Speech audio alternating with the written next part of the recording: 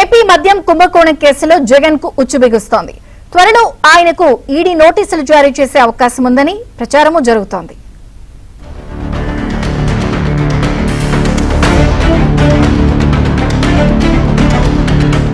AP మద్యం కుంభకోణం, మద్యం రవాణా టెండర్లలో జరిగిన అక్రమాల కేసులలో దర్యాప్తు తుది దశకు చేరుకుంది.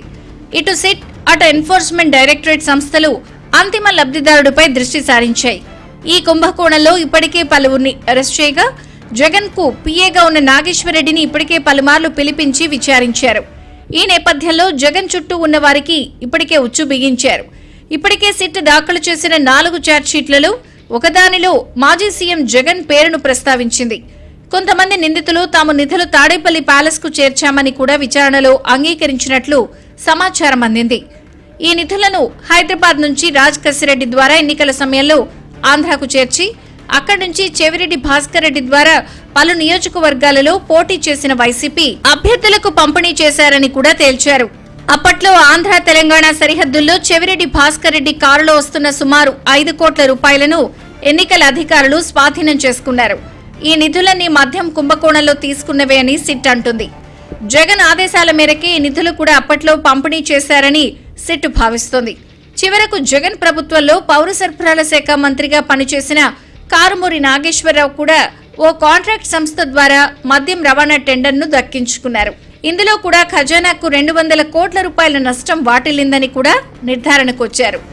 ఈ నేపథ్యంలోనే ఈసీఐఆర్ నమోదు చేసిన ఈడీ కీలక నిందితుడైన రాజ్ కసిరెడ్డిని అరెస్ట్ చేసింది.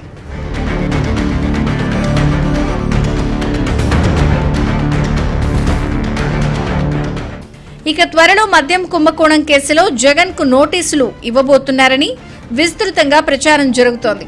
వైసీపీ అధికారంలోకి వచ్చిన వెంటనే మద్యం విధానంలో సమూలంగా మార్పులు చేసింది. ప్రభుత్వమే మద్యం షాపులు నిర్వహించి ఏపీ బ్యావరేజెస్ కార్పొరేషన్ ద్వారా డిస్టిలరీల నుంచి మద్యం తీసుకుని అమ్మకాలు ప్రారంభించింది. అందులో భాగంగానే బహుళజాతి కంపెనీలు తయారు చేసే మద్యం బ్రాండ్లను పూర్తిగా పక్కన పెట్టేసి ఏపీలో ఉండే డిస్టిలరీల ద్వారా నాసిరకం ప్రైవేట్ బ్రాండ్ల పేర్లతో మద్యం తయారు చేసి పేదల ఆరోగ్యాన్ని దెబ్బతీసిందని పెద్ద ఎత్తున ఆరోపణలొచ్చాయి. ఎక్కువ కమిషన్లు ఇచ్చిన డిస్టిలరీల యజమానులకు బెవరేజెస్ కార్పొరేషన్ ద్వారా ఆర్డర్లు ఇచ్చి సొమ్ము చేసుకున్నారని కూడా చెప్తున్నారు. ఈ నేపథ్యంలోనే ఇప్పటి వరకు కుంభకోణంలో పాత్రదారులను అరెస్ట్ చేయగా, ఇక సూత్రధారి అంతిమ లబ్ధిదారుడిపై సిట్, ఈడీ దృష్టి పెట్టాయి. ఈ కేసులో జగన్ ప్రభుత్వంలో ముఖ్య సలహాదారుడిగా ఉన్న సజ్జల రామకృష్ణారెడ్డి కూడా రేపో మాపో నోటీసులు జారీ చేసే అవకాశం ఉందని చెబుతున్నారు.